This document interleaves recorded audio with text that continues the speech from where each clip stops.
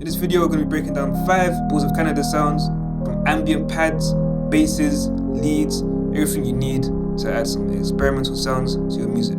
Sine, make it fade in and fade out. To add some higher frequencies, select FM from oscillator 2 and turn it down. Next, we're going to add some movement to the volume and the pitch. And then we're going to add a reverb.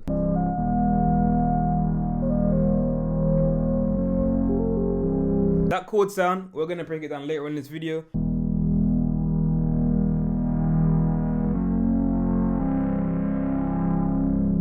But next, we're going to make a bass sound.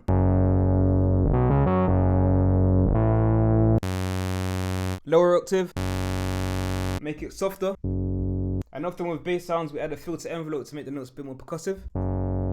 Then to get the right tone, we need to add some distortion. But that's not enough, so I'm also going to add some soft clipping. And the top tip for this is to add an EQ before your distortion, because it allows you to shape the tone and how the distortion reacts. To give it a more old school character, we're going to add some noise. And let's add some effects. Pitch drift, chorus to make it wider, EQ to boost the tone, reverb, and adjust the stereo width to taste. One thing you might have realized with this sound is my saw says saw razor, and this is a custom saw that I sampled from my analog synth.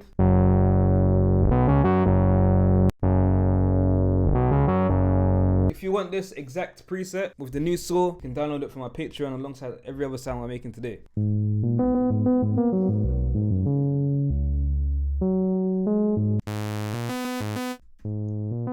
I'm gonna blend in a square just to enhance the low end. Add some movement to the filter. Next, we need some effects.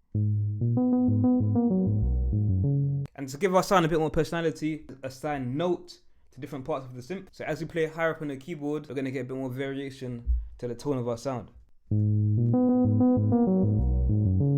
So that's one way of approaching the sound. If you want to take the sound a step further, you just turn this down. Or if you want a bit more bass, you turn it up. Go into the oscillator edit section and turn down the first slider. Then we're going to fill in that frequency with oscillator 3.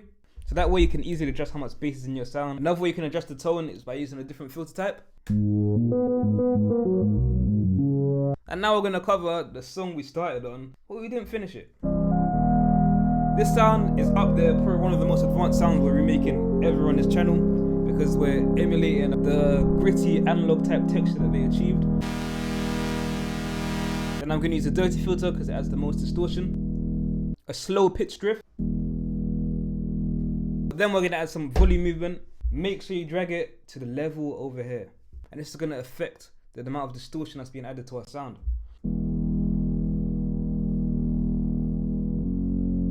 Next, we're going to add some effects.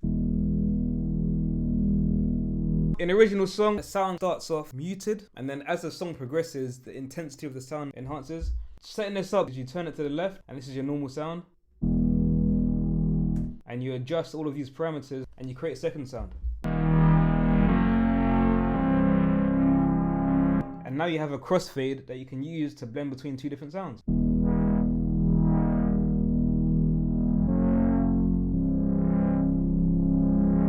And the second one I have set up is drive. So that's going to be driving into the filter harder, and that's going to affect the amount of distortion we're getting from my sound. Or more aggressive.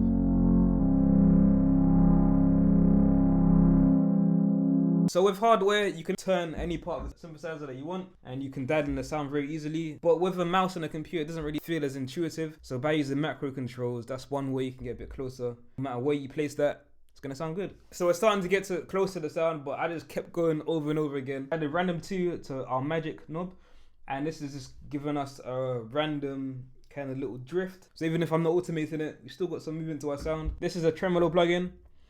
And then we can use an LFO and map that to the rate. So that's like in Vital, so you add a volume LFO, and then you would add a random and make that control the rates. And the reason I've done it in Ableton is because I can literally just bypass this. If I want it on, I can keep it on. If I want it off, I can turn it off.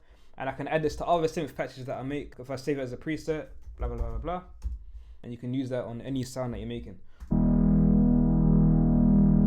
Now, something that's very important, if you want to glue two sounds together, you process them together. Group them together. Drum Bus, which is a saturation plugin.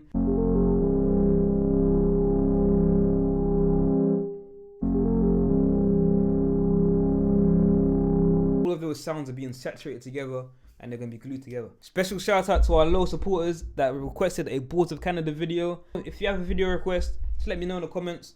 We might cover it in the next video.